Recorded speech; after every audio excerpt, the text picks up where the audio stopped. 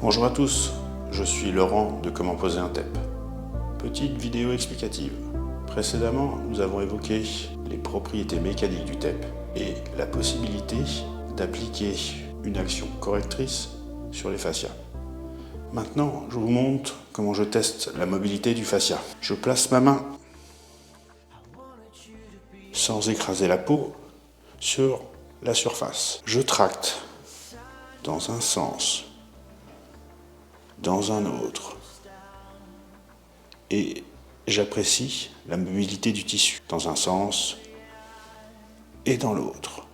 Je trouve toujours une différence. À ce moment, je vais utiliser l'action mobilisatrice du TEP. Un TEP en I ou un TEP en Y peuvent être appliqués. Avec différentes tensions, les résultats ne seront pas les mêmes. Prenons l'exemple d'une perte de mobilité dans ce sens. Pour avoir sur une action sur les fascias superficielles, je vais devoir utiliser une tension d'étirement inférieure à 50%. Je veux mobiliser les fascias dans ce sens-là.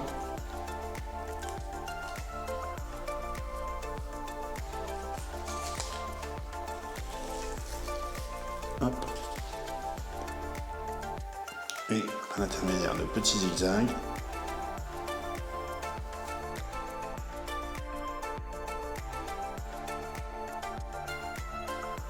je vais positionner.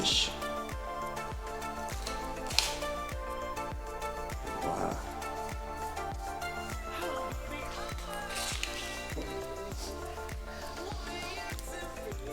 Le TEP mobilisera les fascias dans ce sens-là.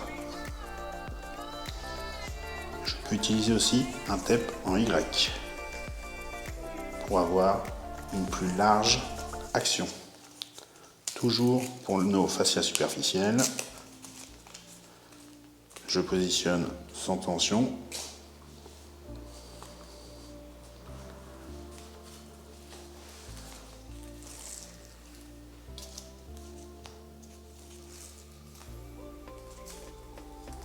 Et toujours par des zigzags, je vais avoir une action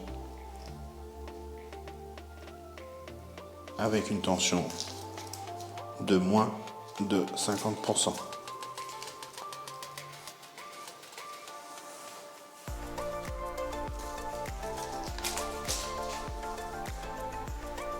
J'aurai une action comme ceci à chaque fois que je vais mobiliser mon genou, plier mon genou, avoir une action de recul vers le haut. Maintenant, je vais appliquer sur les fascias profonds. Là, je vais devoir utiliser une tension d'étirement de plus de 50%. Pour cette occasion, j'ai dû mettre une embase un peu plus grande.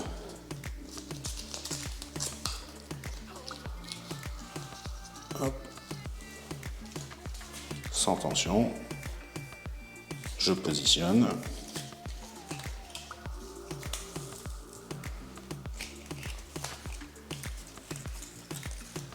Et maintenant, toujours avec mes zigzags, je vais avoir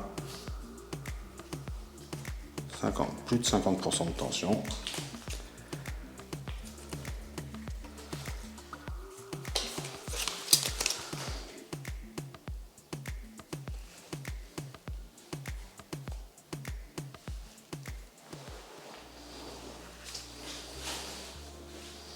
Mon action sera sur les fascias profonds dans ce sens-ci.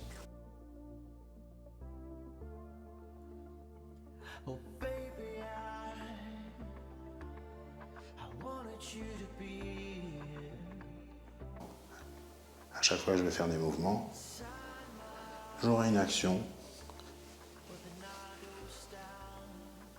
de mon TEP sur nos fascias. À vous de tester.